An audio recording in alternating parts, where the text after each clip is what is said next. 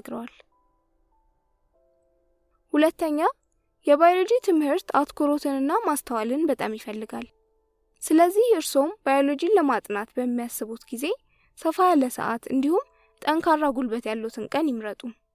የባዮሎጂ ትምህርትን ከሌሎች ከበድ ካሉ ትምህርቶች ጋር እንዲሁም በስራ ጫና ወይም በሌላ ምክንያት ሰውነቱ የደከመ ቀን ለማጥናት አይሞክሩ። ሶስተኛ የባዮሎጂ ትምህርትን ለማጥናት ሲፈልጉ በመጀመሪያ ቴክኒካዊ የሆኑ ቃላትን ትርጉም በሚገባ ለይተው ይወቁ። ይህ በማንኛውም ትምህርት ውጤታማ ለመሆን መሰረት ነው። በተለይ ደግሞ በባዮሎጂ ትምህርት ውስጥ ብዙ ከላቲንና ከግሪክ ቋንቋ የተወሰዱ ቃላት ስለሚገኙ ትምህርቱን የበለጠ አስቸጋሪ ያደርጉታል። ስለዚህ ምንጫቸው ከላቲን ወይም ከግሪክ የተወሰዱ ቃላትን ለይቶ አውጥቶ ለብቻቸው በቁራጭ ካርድ ላይ ጽፎ በየሰዓቱ ማንበብ ትርጉሙን በሚገባ ለማስታወስ ይረዳናል። አራተኛ ብዙዎች የባዮሎጂ ትምህርት መምህራን እንዳስታወቁት አንድ ነገር በላብራቶሪ ውስጥ ሙከራ እንዲያደርጉ ለተማሪዎች ከቀረበላቸው ያ ሙከራ ፈተና ላይ እንደሚመጣ በእርግጠኝነት መናገር ይቻላል። ስለዚህ በላብራቶሪ ለሙከራ የቀረቡ ማናቸውም ነገር ስማቸውን ሳይቀር ማስታወስ ተገቢ ነው። አምስተኛ የባዮሎጂን ትምህርት ለመማር የግድ የኬሚስትሪ ዕውቀት ሊኖረን አይገባም። ነገር ግን የኬሚስትሪን አንዳንድ ኮርሶች ባዮሎጂ ከመማራችን በፊት ብንወስድ ጠቀሜታ አለው። ስድስተኛ የባዮሎጂን ትምህርት ለመማር ወደ መማሪያ ክፍል ከመሄድ በፊት በሚማሩት ርዕስ ወይም ምዕራፍ ዙሪያ ትንሽ አንብበው የመግባትን ልማድ ያዳብሩ። ስድስተኛ ያለህን ክፍለ ጊዜ ሁሉ በስነ ስርዓት ሳታቋርጥ ክፍል ገብተህ ተማር። ብዙዎቹ ጎበዝ ተማሪዎች አስተማሪው ሲናገር ልብ ብለው በመከታተል 66% የሚሆነውን የተናገረውን ነገር በደብተራቸው ላይ ኖት ይዛሉ። ዝቅተኛ ውጤት የሚያመጡ ተማሪዎች የዚህን ቁጥር ግማሽ የሚሆኑት የማይዙ ናቸው። ከዚህ በተጨማሪ ከክፍል መቅረት ከተማሪዎች አንድ እርምጃ ወደ ኋላ እንድትቀር ያደርጋል። ሁሉንም ነገር በተገቢው ሰዓት ማከናወን ትልቅ ጠቀሜታ አለው። የትምህርት ክፍለ ጊዜን መዝጋት ከአስተማሪው ልታገኝ የምትችለውን ትምህርታዊ እገዛ እንድታጣ፣ ሁሉንም ነገር በራስ ትግል እንድትወጣ ጫና ያበዛብሃል። ስለዚህ አስቸጋሪ ነገር ካልገጠመህ በቀር የትምህርት ጊዜህን አታሳልፍ። ስምንተኛ ክፍል ውስጥ የተማሩትን ነገር ከክፍል እንደወጡ ወዲያው ያንብቡት። ከዚያም መልሰው ከ8 ሰዓት በኋላ ድጋሚ ያንብቡት። ምክንያቱም አንዳንድ ሐሳቦችን ቆይተን እንደምናስታውስ ጥናቶች አረጋግጠዋል። ደብተሩትን ሲያነቡ ያልተሟሉ ወይም ያላለቁ ሐሳቦችን ይሙሉ። አንብበው እንደጨረሱ የትምህርቱን ዋና ዋና ሐሳቦች በራስዎት ቋንቋ ለራስዎት ድምጾትን ከፍ አድርገው ይግለጹ።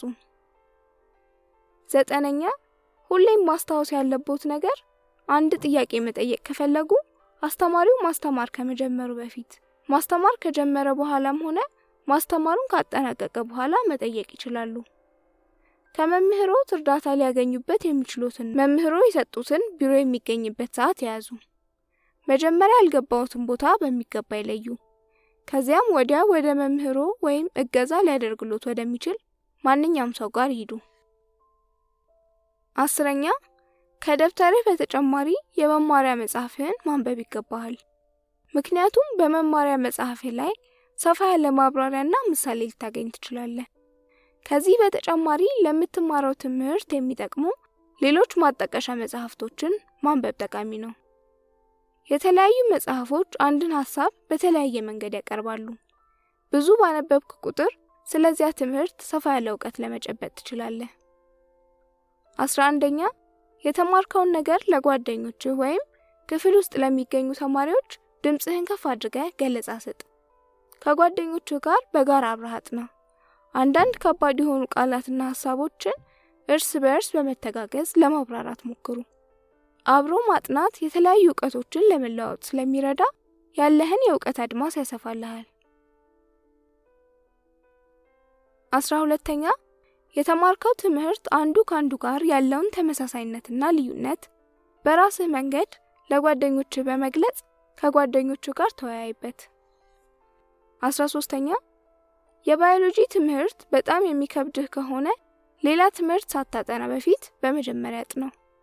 የባዮሎጂ ትምህርትን በንቁ አእምሮና የማጥናት ፍላጎትህ ከፍተኛ በሆነ ሰዓት አጥና። አእምሮህን ለማደስ በየ20 ወይም 40 ደቂቃ በጥናትህ መሃል ለ5 ወይም ለ10 ደቂቃ እረፍት አድርግ። 14ኛ ባዮሎጂካዊ ቋንቋ ያዙ ሐሳቦችና ገለጻዎችን መርጠህ በማውጣት አሳጥረህ በተለየ ወረቀት ላይ ጻፍ። በየጊዜው አንዳንድ ሐሳቦችን እየመረጥክ ስታስቀምጥ ጊዜ የበለጠ ለማስታወስ ትችላለህ። የቋንቋዎቹን ትርጉም በጭንቅላትህ ውስጥ ምስል ስጣቸው። ረጅም የሆኑ ሐሳቦችንና ገለጻዎችን ግልጽ እንዲሆኑልህና እንዲቀሉ ከፋፍለህ አንብባቸው። 15ኛ ረጅም የሆኑ ነገሮችን ለማስታወስ ስንፈልግ የእያንዳንዱን ሐሳብ የመጀመሪያ ፊደል ወስደን ከሁሉም ፊደል የራሳችንን ቃል በመመስረት ማጥናት የሚያስቅና የማይረሳ ነገር ለመመስረት ያግዘናል። ለምሳሌ በጭንቅላታችን ውስጥ የሚገኙትን 12 የነርቭ አይነቶች ለማስታወስ ከፈለግን ከእያንዳንዱ የነርቭ ስም የመጀመሪያውን ፊደል ወስደን የራሳችንን ስሜት የሚሰጥ ቃል በመፍጠር ለማስታወስ እንችላለን። 16ኛ ከተማርነውና ካጠናነው ትምህርት ራሳችን ጥያቄዎችን በማውጣት ወይም የጥያቄ መጽሐፎችንና የፈተና ወረቀቶችን ፈልገን በመስራት ስላጠናነው ነገር ምን ያህል ዕውቀት እንደጨበጥን ራሳችንን እንፈትሽ። 17ኛ በፈተና ሰዓት አንድ ጥያቄ ለመስራት የሚሰጠንን ሰዓት በመገመት ለራሳችን በሰዓት የሚገደብ ጥያቄ አውጥተን ልምምድ እናድርግ። 18ኛ ለመስራት የከበደህንና የተሳሳትከውን ጥያቄ በድጋሚ ከልሰው። የከበደህን ጥያቄ በተደጋጋሚ በመሞከርና ተመሳሳይ የሆኑ ጥያቄዎችን በመስራት ራስህን አለማምድ። 19ኛ ከቤተሰብህ ውስጥ ወይም ጓደኛህን በየጊዜው ያጠናኸውን ትምህርት እንዲጠይቅህ አድርግ። ይህንን ነገር በተደጋጋሚ ስታደርግ ያ ሐሳብ ለረጅም ጊዜ ለማስታወስ ወደሚረዳህ የአእምሮ ክፍል ይገባል። በኬሚስትሪ የከፍተኛ ውጤት ባለቤት ለመሆን የሚያግዙ 30 ጥበባት። ኬሚስትሪ መሰረታዊ የሆነ ትምህርት ነው። አልማዝ ለምን ጠንካራ እንደሆነ፣ ሳሙና ልብሳችንን ሊያጸዳ የሚችልበትን ምክንያት፣ የአቶሞች፣ የሞለኪውሎች እንዲሁም የአዮኖችን ባህሪ ለማወቅ፣ አሁን የምንኖርባትን ዓለም ምን አይነት ባህሪ እንዳላት እንዲሁም በሆነ ቀን ምን አይነት ስሜት ሊሰማን እንደሚችል ለመለየት ኬሚስትሪን ማወቅ በጣም ጠቃሚ ነው። ከዚህ በተጨማሪም ኬሚስትሪ በተለያዩ ዘርፎች ውስጥ የሚካተት በጣም ሰፊ የሆነ ትምህርት ስለሆነ በኬሚስትሪ ዲፓርትመንት ከኮሌጅ የተመረቁ ተማሪዎች የተለያዩ ጠቃሚና አስደሳች ነገር ለመስራት የሚችሉባቸው ዘርፎች አላቸው። ለምሳሌ ፉድ ኬሚስትሪ፣ ኬሚካል ኦሽኖግራፊ፣ ኬሚካል ኢንፎርሜሽን፣ ኬሚካል ሴል፣ ፖሊመር ኬሚስትሪ እና ሌሎችም የኬሚስትሪ ዘርፎች ውስጥ ተቀጥረው መስራት ይችላሉ። ኬሚስትሪ ለሳይንስና ቴክኖሎጂ እድገት እንዲሁም በማህበራዊ ህይወታችን ውስጥ ከፍተኛ የሆነ አስተዋጽኦ አለው። አንድ ኬሚስት ዲኤንኤ እንዴት እንደሚጣመር፣ በምንጠጣው ውሃ ውስጥ ምን ያህል ኬሚካል እንደሚገባ፣ በስጋ ውስጥ ምን ያህል ፕሮቲን እንዳለ የማወቅ እድሉ ይኖረዋል። በኬሚስትሪ ትምህርት ከሚሰጡ ኮርሶች ውስጥ ቀላል የሚባል ኮርስ አናገኝም። ሁሉም በኬሚስትሪ ትምህርት የሚሰጡ ኮርሶች አትኩሮትንና ጊዜን የሚፈልጉ ናቸው። አንድ ሰው ኦርጋኒክ ኬሚስትሪ፣ ኢንኦርጋኒክ ኬሚስትሪ፣ ፊዚካል ኬሚስትሪ ወይም አናሊቲካል ኬሚስትሪን ቢያጠና የቁሶችን ድብቅ የሆነ ኬሚካላዊ ባህሪ፣ በአንድ ኬሚካል ውስጥ የሚገኙ ንጥረ ነገሮችን ከላብራቶሪ ውስጥ መመርመር፣ የኬሚስትሪ ቲዮሪና ሐሳቦች ከሌሎች ትምህርቶች ጋር ያለውን ግንኙነት ወዘተ ማጥናት ስለሚገባው ከፍተኛ የሆነ ጥረት ማድረግ ይኖርበታል። ለሁሉም ሰው ብለን መደምደም ባንችልም ኬሚስትሪን በፍላጎታቸው መርጠው የተማሩ ልጆች ግን በጣም ከባድ መሆኑ ብቻ ሳይሆን አስደሳችነቱንም ለማወቅ ይችላሉ። የኬሚስትሪ ምሩቅ በመሆናቸው ሁሉ ጊዜ ከፍተኛ የሆነ ኩራት ይሰማቸዋል።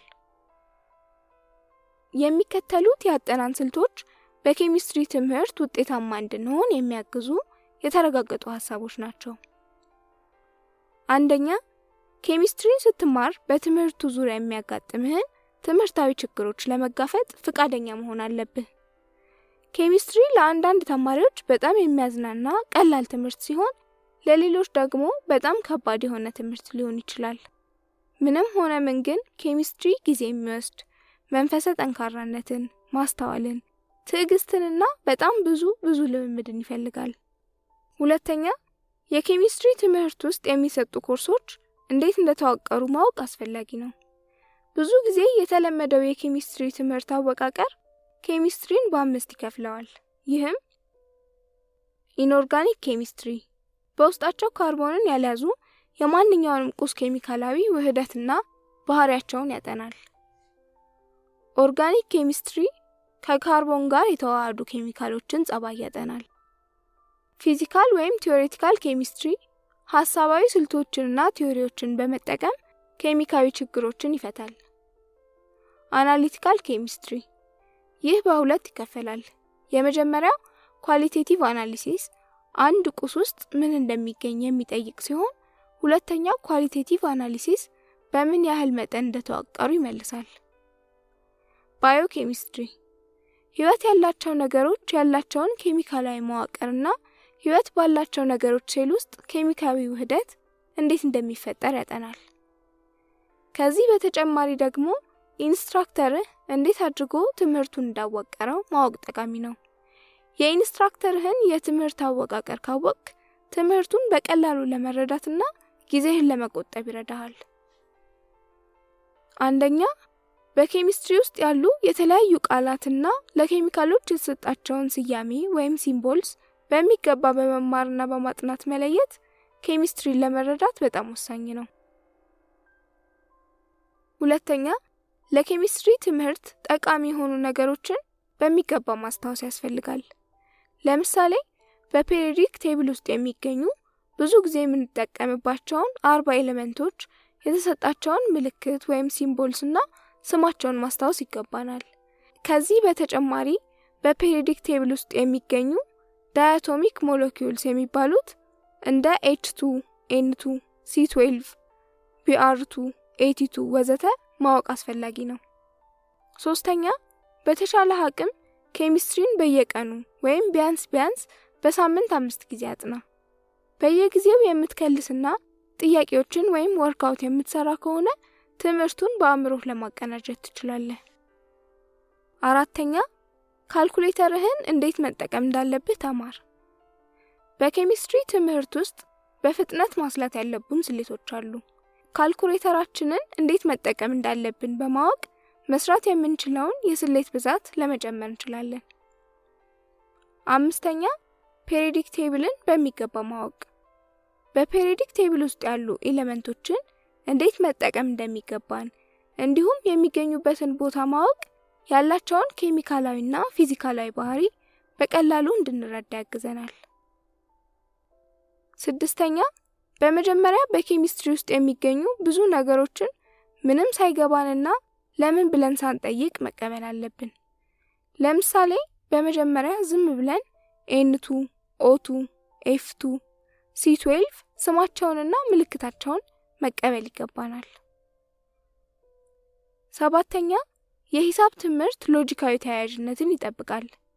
የኬሚስትሪ ትምህርት ግን ላይጠብቅ ይችላል። አንዳንድ ነገሮችን ዝም ብለን በእምነት መቀበል ይኖርብናል።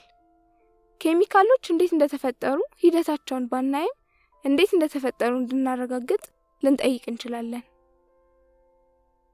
ስምንተኛ፣ ኬሚስትሪን ስታጠና ቢያንስ 2 የተለያዩ መጽሐፎችን ተጠቀም። 2 መጽሐፎች አንድን ነገር በተለያየ መንገድ ይገልጹታል። ይህ ማለት አንድን ትምህርት በ2 መምህሮች እንደመማር ነው። አንደኛው መጽሐፍ ካልገባ ሁለተኛው አብራርቶ ሊያስረዳ ይችላል። 9ኛ፣ የኬሚስትሪን ትምህርት በሚገባ ለመረዳት ከመጀመሪያው ጀምረን እያንዳንዱን ነገር በጥንቃቄ መመልከት ይገባናል። አንድን የኬሚስትሪ ትምህርት ስንማር የመርሃ ትምህርቱን ርዕስ፣ በመጽሐፉ ላይ ያሉ ማውጫዎችን፣ መጽሐፉ እንዴት ሊቀነባበር እንደቻለ ለማወቅ የመጽሐፉን መቅድምና ሌሎች በመጽሐፉ ውስጥ የሚገኙ ሰንጠረዦችን፣ ፎቶግራፎችን፣ የማጠቃለያ ሐሳቦችን፣ በመጽሐፉ ላይ ለምሳሌነት የቀረቡ ጥያቄዎችን በሚገባ መመልከት ይገባናል። 10ኛ፣ የሂሳብ ትምህርት ለኬሚስትሪ ትምህርት መሰረትነት አለው።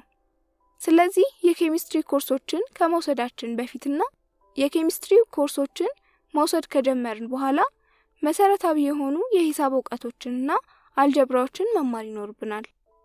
በየጊዜው የመደመር፣ የመቀነስ፣ የማባዛትና የማካፈል፣ ፐርሰንት ማውጣት፣ ኤክስፖኔንሻል ቁጥሮችንና ሎጋሪዝምን ወዘተ መከለስና መለማመድ ይጠበቅብናል።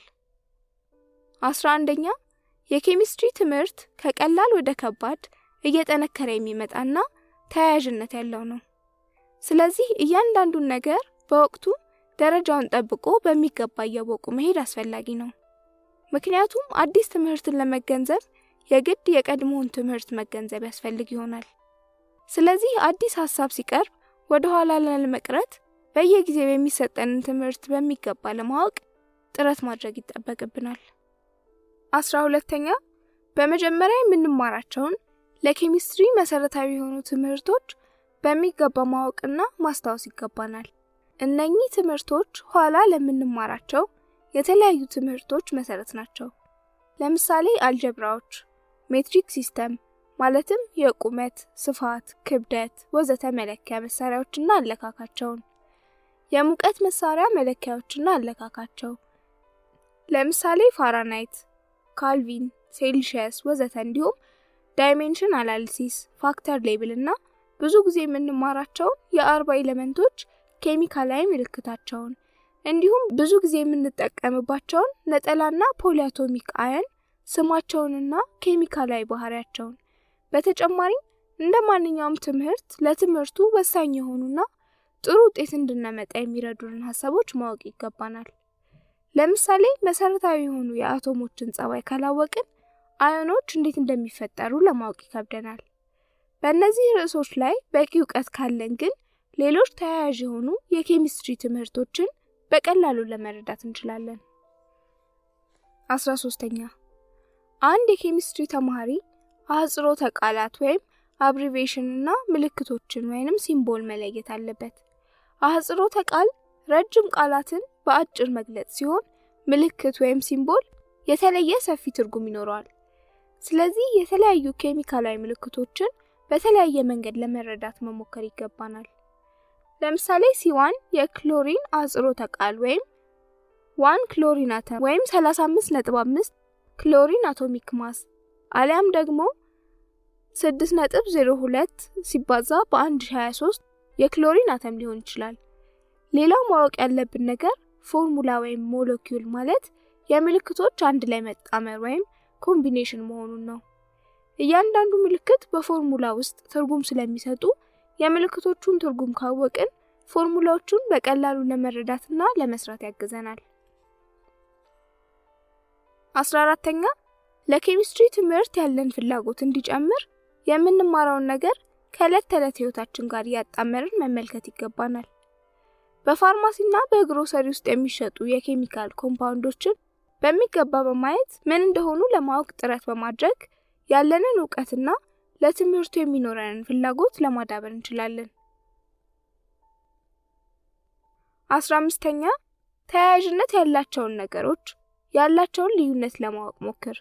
ለምሳሌ የኤሌክትሮንና የፕሮቶን ልዩነት፣ ተያያዥ የሆኑ ቁሶች ያላቸውን ግንኙነት፣ የኬሚስትሪ ሐሳቦች፣ ማስረጃዎችና መደምደሚያዎች አንዱ ከሌላው ጋር ያላቸውን ዝምድናና ልዩነት እየተከታተልን ስናጠና ኬሚስትሪን በሚገባ ለመረዳትና ለማስታወስ እንችላለን። 16ኛ የኬሚስትሪን ትምህርት ስንማር አንድን ሐሳብ ማጠቃለል በጣም ጠቃሚ ነው። ምክንያቱም ሐሳብን ማጠቃለል ኬሚካላዊ ክስተትን ለመግለጽ፣ አዲስ የሆኑ ማስረጃዎችና ሐሳቦችን ለመተንበይ ወዘተ ይጠቅማል። 17ኛ የኬሚስትሪ ክፍለ ጊዜ ለመከታተል ወደ ክፍል ከመግባታችን በፊት የምንማረውን ርዕስ ወይም ምዕራፍ ቀድመን የማንበብ ልምድ ይኑረን። 18ኛ አንድን ምዕራፍ 3 ጊዜ ማንበብ ይገባናል። በመጀመሪያ ምዕራፉን በጠቅላላ ገረፍ በማድረግ የእያንዳንዱን ርዕስ የመጀመሪያ አንቀጽ የመጀመሪያው መስመር ብቻ እናነባለን።